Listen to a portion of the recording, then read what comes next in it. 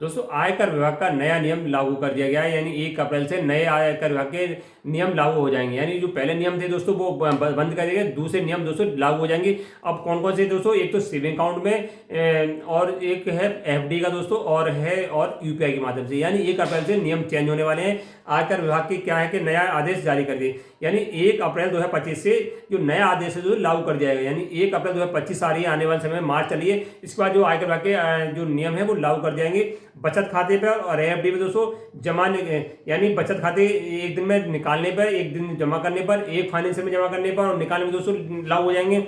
और एफडी भी दोस्तों, अगर जो नियम है दोस्तों, अगर इनका उल्लंघन करेंगे आप 1 अप्रैल के बाद, तो आयकर विभाग का ईडी का नोटिस आएगा दोस्तों, आपको 60% तक की पेनल्टी पड़ जाएगी दोस्तों। पूरी जानकारी बने दोस्तों। नमस्कार साथियों, अगर चैनल पर नए हैं, चैनल प्लीज सब्सक्राइब कर देना, वीडियो को लाइक एंड शेयर कर दोस्तों। तो फरवरी के प्रथम सप्ताह में दोस्तों, यानी बजट पेश हुआ था फरवरी में 2025 को बजट पेश हुआ था हमारे वित्त मंत्री के द्वारा। सरकार ने फरवरी पुराने इनकम टैक्स एक्ट था दोस्तों, जो पुराना इनकम टैक्स एक्ट था 1961 जिसका नाम था दोस्तों, उसे बंद कर दिया है। अब क्या कर, जो नया उसकी जगह नया इनकम टैक्स दोस्तों जारी कर दिया गया, यानी न्यू इनकम टैक्स बिल 2025 आ गया। अब जो आया दोस्तों new income tax act bill 2025 से आए, 1961 को बंद कर गया, दूसरा इनकम टैक्स बिल आ गया दोस्तों। इसमें बहुत सारी चेंजिंग कर दी गया है, यानी कुछ तो लाभ हुआ दोस्तों और कुछ हुआ है घाटा। अब लाभ क्या हुआ दोस्तों, एक तो लाभ ये हो गया कि जो इनकम थी कितनी 7 लाख तक जो कोई इनकम टैक्स नहीं जाता था, और उसे बढ़ा के कर दिया है अब 12 लाख तक का आपकी इनकम है। जो नया एक्ट लागू हुआ 2025 में, अगर एक साल में 12 लाख भी कमाते हैं तो आपको कोई भी टीडीएस नहीं काटा जाएगा। वो 12 लाख से दोस्तों बड़ा है, यानी 13.25 लाख समझिए। वो जो डिटेक्शन होता है तो दोस्तों उसे 50,000 से बढ़ाकर कर दिया है, यानी 50,000 से बढ़ा के कितना कर दिया, यानी 75,000 कर दिया। अब जो 25 यानी अगली साल से क्या होगा, जो इनकम फाइल रिटर्न करेंगे यानी 26 में करेंगे, अगर उसमें आपने एक साल के अंदर, इस साल के अंदर जो 25 है, 25 में आपने 13.25 लाख भी कमाए हैं, तो आपको कोई भी इनकम टैक्स देने की जरूरत नहीं है दोस्तों। यानी 12 से बढ़ाकर 13.25 लाख की इनकम है तो भी कोई आपको income tax zero return file करना पड़ेगा दोस्तों। ध्यान रखें, बहुत अच्छा करा है इनकम टैक्स जो नया एक्ट बना है उसमें कर दिया। और दूसरा इसमें एक क्या, जो सीनियर सिटीजन है उनके लिए लाभ कर दिया। सीनियर सिटीजन ने क्या था कि जो पहले जो एफडी कराते थे, एफडी से जो ब्याज मिलता था वो 50,000 तक की, कोई आप 50,000 तक के ब्याज लेने तो उसको कोई टीडीएस नहीं काटा था। अब जैसे 50,000 से लिमिट क्रॉस करते थे उसमें 10% टीडीएस काट लिया था टोटल इनकम ब्याज पे। अब क्या कर दिया, 50,000 बढ़ा के जो सीनियर सिटीजन के लिए उसमें कर दिया है 1 लाख रुपए। अब एफडी से 1 लाख रुपये अब साल में इनकम है तो कोई भी आपका टीडीएस नहीं काटा जाएगा। और जो नॉर्मल सिटीजन की आयु 60 साल से कम है वो 40,000 लेते थे, अब उन्हें बढ़ा के कर दिया है कितना, 50,000 दोस्तों। सीनियर सिटीजन को फायदा हुआ है और जो आयकर रिटर्न दाता है उन्हें भी इस स्कीम में फायदा, नया एक्ट में फायदा हुआ है।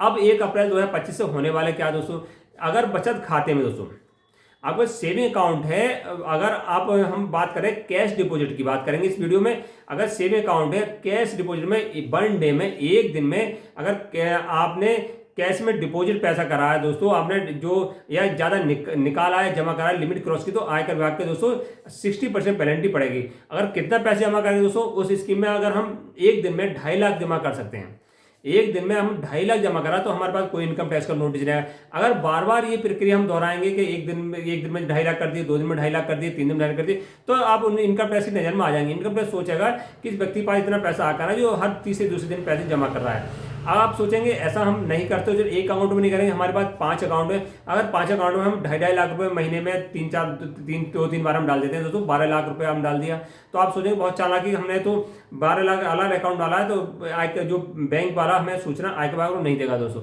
ध्यान रखना, सारे बैंकों में आपका आधार नंबर, पैन नंबर और जो आधार कार्ड लगा हुआ है दोस्तों। जैसे ही आप पैसा डालते हैं आयकर विभाग के पैन नंबर पर आपका जो 50,000 से ऊपर, ध्यान रखो 50,000 से ऊपर आप जमा करते हैं तो आपको पैन नंबर लिखना होता है।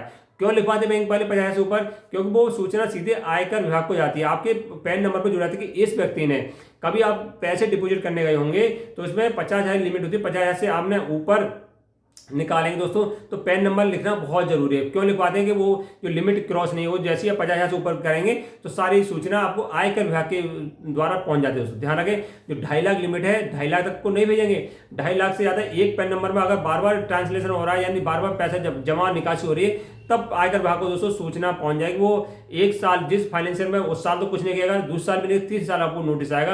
यानी आपने 10 लाख रुपये जमा कर रखे तो आपको 9 लाख रुपये तो वो जब्त कर लेगा। 60% पेनल्टी के साथ 6 लाख रुपये हो गया, और बाकी टैक्स वगैरह लग के दोस्तों कम 9 लाख रुपये, आपको 10 लाख में 1 लाख ही मिलेगा। तो ध्यान रखें, एक दिन में आपको 2.5 लाख ही जमा करने हैं, 2.5 लाख ही निकाल सकते हैं सेम अकाउंट में। अगर ज़्यादा करना है तो आपको यूपीआई के माध्यम कर सकते हैं, या फिर आप करते हैं चेक के माध्यम। किसी को पैसा देना है तो चेक के माध्यम से दे सकते हैं। अगर आपके पास मान लो 10 लाख रुपए जमा कर दिए और 10 लाख रुपये कहीं से आया, आपको जमीन चली गई है, उधार का आया, तो उसका आप जवाब देना पड़ेगा। लिखित में जवाब आयकर विभाग को देना पड़ेगा। नोटिस आ रहा है कि मेरे पास ये उधार का पैसा था या जमीन का पैसा आया है, तो नोटिस देना पड़ेगा। तो ध्यान रखें, अब लिमिट क्रॉस नहीं करने 2025 यानी अप्रैल के बाद। अब बात कर ले एक फाइनेंशियल में, एक वित्तीय वर्ष में, एक वित्तीय वर्ष 1 अप्रैल से लेकर 31 मार्च तक एक वित्तीय वर्ष आयकर विभाग के रूलों के अनुसार है। अगर एक साल में आप लिमिट क्रॉस करेंगे 10 लाख रुपए की, अगर 10 लाख ही जमा कर सकते, पूरे साल के अंदर 10 लाख से ज़्यादा आपने जमा करा है तो इनकम टैक्स का नोटिस आएगा। 10 लाख तक जमा नहीं कराया कैश में दोस्तों, चाहे तो उसमें कोई भी आपका वो नोटिस नहीं आएगा। और ऐसी जमा करने की लिमिट है और ऐसी निकालने की लिमिट दोस्तों, यानी एक साल में 10 लाख रुपए हमने कैश में निकाला है दोस्तों, कैश में जब बैंक जाकर निकाला है, चाहे आपने एटीएम से निकाला। आप सोचेंगे हम तो बैंक गए नहीं, हमने तो एटीएम से निकाला है। हमने 50,000 लिमिट होती है एटीएम से, 50,000 रोज निकालना है या महीने में निकालना दोस्तों। अगर 10 लाख रुपये से लिमिट क्रॉस करिए तो इनकम टैक्स का नोटिस आएगा दोस्तों। तो ध्यान रखना, एक फाइनेंशियल में 10 लाख रुपए, एक दिन में 2.5 लाख रुपए, ये हो गए सेम अकाउंट दोस्तों।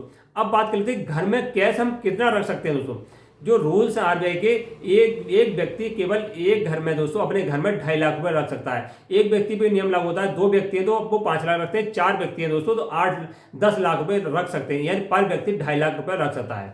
दूसरी बात, एक व्यक्ति कितने, इस वीडियो में बात करें एक व्यक्ति कितने सेविंग अकाउंट करा सकता है दोस्तों। जैसे आपको जो लिमिट है वो चाहे 10 अकाउंट है या 5 अकाउंट हो, सभी भी लागू होती है। यानी एक व्यक्ति चाहे कितने अकाउंट हो वो नियम लागू होगा। एक व्यक्ति दोस्तों कितने अकाउंट ओपन कर सकता है उसके लिए कोई नियम नहीं है, आप 10 भी करा सकते हैं, 5 भी करा सकते हैं। अब बात कर रहे हैं एफडी की दोस्तों, फिक्स डिपॉजिट, यानी एक मुश्त पैसा आप नगद में कितना जमा करते हैं, पोस्ट ऑफिस में हो बैंक हो। उसके आरबीआई के रूल्स हैं आयकर विभाग के कि आप एक फाइनेंशियल में एक बार में केवल 10 लाख की नगद में एफडी जमा कर सकते हैं। करने को आप 12 कर लीजिए, 15 कर लीजिए, उसका आयकर रिटर्न फाइल करना जरूरी है। अगर एक आयकर रिटर्न फाइल नहीं करेंगे तो आपको जवाब देना पड़ेगा उस तो नोटिस का दोस्तों, नोटिस आना तय है। अगर आप 15 लाख की एफडी कराएं नगद में तो आपको जवाब के लिए तैयार रहना पड़ेगा। 10 लाख तक की नगद में एफडी कराते तो कोई भी नोटिस आपके पास नहीं आएगा।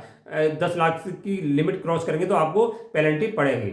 और बात करें यूपीआई की दोस्तों, यूपीआई क्या है कि एक वित्तीय वर्ष में दोस्तों, जो वैसे नियम कोई नहीं है मगर जो है जो जानकारी है थोड़ा बहुत कि 10 लाख रुपए आप किसी को यूपीआई ट्रांसफर कर सकते हैं, 10 लाख की किसी रिसीव कर सकते हैं। यानी एक फाइनेंशियल में आपको कोई दुकान है या कहीं से यूपीआई देने बार बार हर जगह दोस्तों, आप क्या है इस समय सरकार के द्वारा यूपीआई का बहुत ज़्यादा क्रेज है, नगद का लेन देन कम करे। सरकार चाह रही है कि नगद में लेन देन बहुत कम हो, जिससे कि जो काला जो भ्रष्टाचार है दोस्तों कम हो जाए। यानी भ्रष्टाचार केवल नगद में जाता है तो सरकार नगद का लेन देन बहुत कम करने जा रही है, इसलिए ये बाध्यता लगाई गई है कि 2.5 लाख रुपए दोस्तों, 10 लाख रुपए सरकार चाहती है चेक के माध्यम से, नंबर 1 के माध्यम से पैसा जाए। यूपीआई के दोस्तों अगर 10 लाख का लिमिट है तो पहली लिमिट नहीं है, 10 लाख की लिमिट है। 10 लाख से ज़्यादा करेंगे तो आपको करंट अकाउंट खुलवाना पड़ेगा और 10 लाख की रिसीव करते हैं। तो नए रूल्स हैं जो 1 अप्रैल 2025 से लागू हो जाएंगे। नमस्कार साथियों।